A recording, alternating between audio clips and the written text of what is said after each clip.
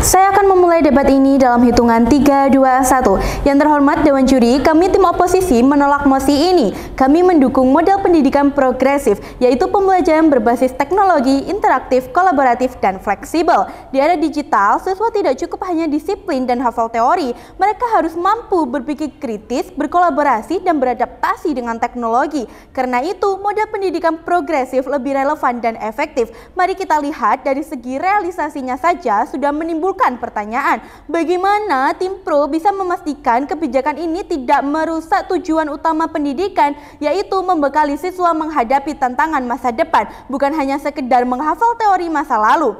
Jika tim pro mengatakan metode tradisional menekankan kedisiplinan karena ada struktur jam pelajaran, tatap muka, dan ujian berkala, padahal Dewan Juri yang terhormat, disiplin yang hanya dibentuk lewat aturan kaku beresiko menciptakan siswa yang patuh secara mekanis, bukan saja secara intrinsik. Kemudian, guru bukan hanya transfer ilmu, tapi juga teladan moral. Dewan Juri yang terhormat menjadikan guru sebagai pusat pengetahuan, membuat siswa pasif dan takut berbeda pendapat.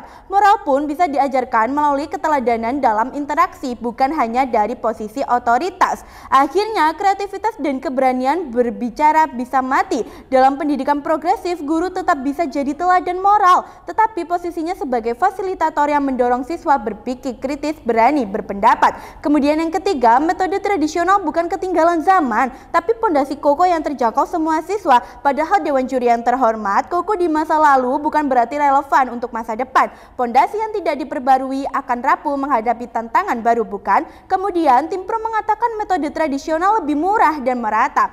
Tapi kenyataannya metode tradisional justru membuat siswa pasif, hanya duduk dan mencatat. Itu bukan lagi kebutuhan zaman ini. Jika kebijakan ini diterapkan, dampaknya adalah yang pertama, menurunnya kreativitas siswa karena terlalu fokus pada hafalan. Yang kedua, siswa menjadi pasif dan kurang siap menghadapi masalah nyata. Ketiga, hilangnya relevansi kurikulum dengan tantangan abad ke-21. Oleh karena itu, saya tidak setuju dengan mosi perdebatan kita pada hari ini. Tujuan kami jelas, yakni untuk memastikan sistem pendidikan tetap relevan, efektif, serta menjadikan sekolah sebagai tempat yang mendorong kreativitas, toleransi, dan keterampilan. Saat ini, sekolah menengah kita memang sudah berjalan dengan kurikulum yang mengombinasikan struktur dasar dengan inovasi progresif. Siswa tidak hanya belajar melalui buku teks, tapi juga melalui diskusi, penelitian kecil, maupun proyek tematik. Kondisi ini relatif memberi hasil yang seimbang, pengetahuan akademik tetap terjaga, tetapi kreativitas dan keterampilan abad 21 juga tumbuh. Jika tim pro ingin mengganti seluruh sistem dengan metode klasik, ini berarti mundur dari kondisi saat ini yang sudah lebih inklusif dan relevan, bukan? Kemudian, tim pro harus membuktikan bahwa sistem klasik mampu menjawab tantangan zaman ke depannya. Padahal faktanya, Dewan Juri yang terhormat, studi internasional menunjukkan bahwa pembelajaran berbasis proyek dan diskusi membuat siswa lebih siap menghadapi dunia kerja dan kehidupan sosial.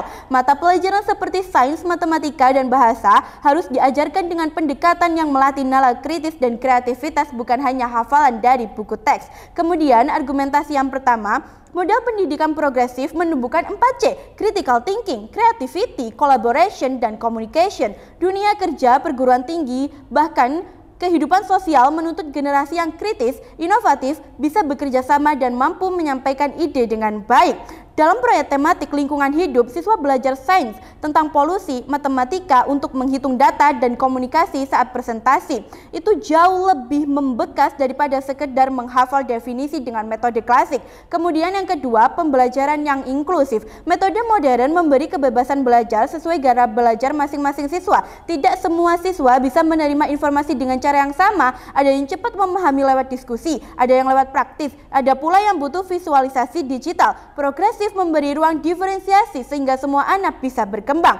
Kemudian yang ketiga, dunia kerja dan perguruan tinggi menuntut literasi digital. Hampir semua pekerjaan modern dari bisnis, sains, hingga diplomasi memerlukan keterampilan menggunakan teknologi. Jika sekolah menengah tidak membekali siswa dengan teknologi dan pembelajaran berbasis digital, mereka akan tertinggal jauh, bukan? Bayangkan dua orang siswa, yang satu tumbuh dengan sistem klasik, yang lain terbiasa berdiskusi, membuat proyek digital, dan berkolaborasi.